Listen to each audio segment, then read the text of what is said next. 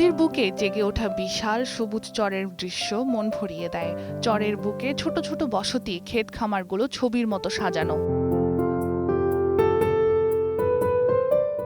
উপর থেকে দেখতে সুন্দর এই জায়গায় জীবনযাপন অত্যন্ত কঠিন। পুকুর শুকিয়ে গেছে, গভীর নলকূপগুলো বিকল। দৈনন্দিন ব্যবহারে তাদের রয়েছে খাওয়ার পানির হাহাকার। বিশাল সমুদ্রের পাশে থেকেও চরের মানুষের যেন কষ্টের সীমা নেই। এই দৃশ্য নোয়াখালীর হাতিয়ার চর আতাউরে। এই চরে দুটি গুচ্ছগ্রাম ও একটি আশ্রয়নে প্রায় 400 লোকের বসবাস। সরকারি বাবা আঙ্গারে গদ্দি আঙ্গা পুকুরও নাই, আমরা খাওয়ার হানির বহুত কষ্ট করি।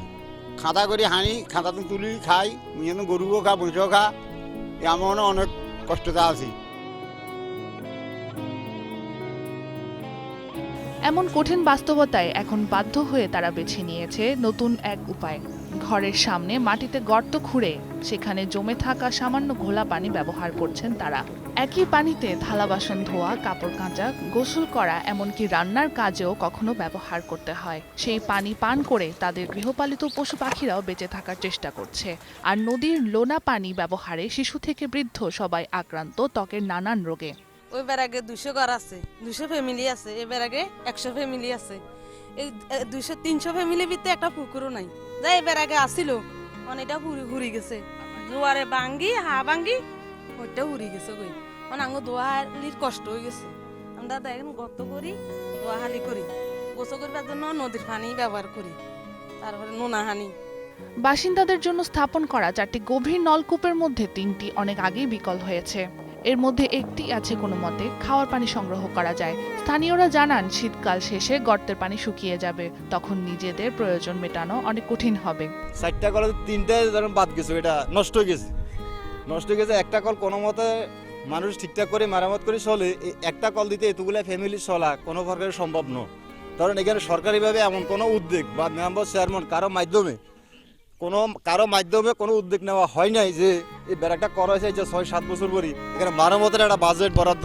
যদিও পানি সংকট নিরসনে উপজেলা প্রশাসনের পক্ষ থেকে সব ধরনের চেষ্টা করার কথা বলা হচ্ছে।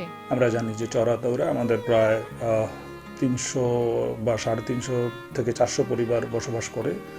তো সেই পরিবারগুলোর জন্য যেহেতু খাবার পানি অথবা তাদের নিত্য ব্যবহার্য যে পানির সংকট দেখা দিয়েছে, সেটার জন্য আমরা ইনশাআল্লাহ নেক্সট টিআর কাবিখা অথবা নেক্সট এডিপির বরাদ্দটা যেখান থেকেই হোক আমরা চেষ্টা করব সেখানে এই পুকুর খনন এবং কিছু টিউবওয়েল দেওয়ার মাধ্যমে তাদের পানির সংকটটা নিরসন করার, যাতে করে তারা তাদের নিত্য ব্যবহার্য কাজে পানি ব্যবহারের সুযোগ সুবিধা পায়। তাছাড়া পশু পাখি যারা যেগুলো আছে তাদের জন্য যাতে এই পানির সংকলনটা হয়।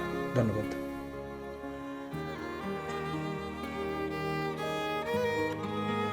টেকসই ও সাশ্রয়ী পানি ব্যবস্থাপনার মাধ্যমে এখানকার বাসিন্দারা যেন দ্রুতই খাওয়ার পানির হাহাকার থেকে মুক্তি পায়। তবে এর জন্য প্রয়োজন শক্ত সামাজিক ব্যবস্থাপনা।